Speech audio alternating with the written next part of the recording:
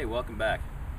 We've got an education question now. It's from Skrentz, and it asks, what would you do to redesign the ESEA legislation, Elementary and Secondary Education Act? And from whom would you take advice on education issues? You know what, let me start with the second one first. When I was involved in the PTA and the correlating groups, the Alliance for Student Achievement, P20 Part, you can read about all those on the website.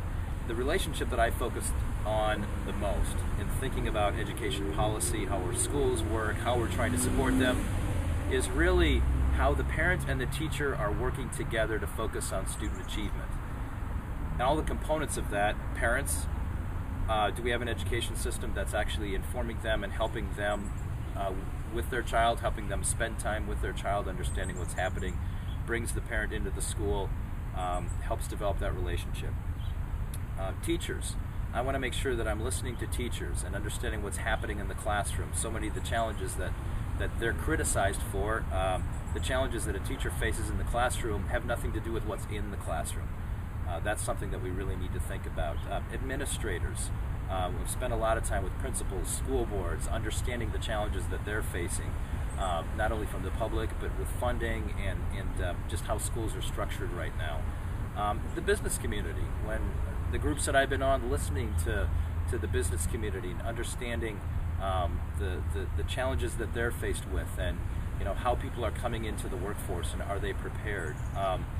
Sitting down and working with the business community also, making sure that they are understanding the investment that we're making in people who they want to hire and how important that is. We all need to be making sure that we're making strong investments and understand how critical that is in our education system. So it really is all the different components that I've worked with and talked with and been part of over the years. That's how I make informed decisions about everything, not just about education.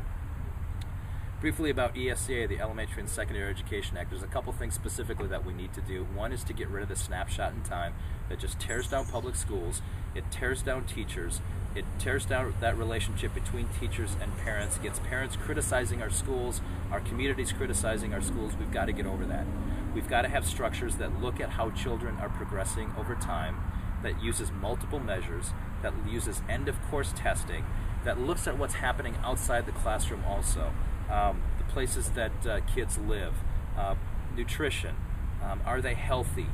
Can they get to school safely? All these things have a huge impact on what happens in the classroom. We have to be able to measure that to truly understand how we change the dynamic for so many kids.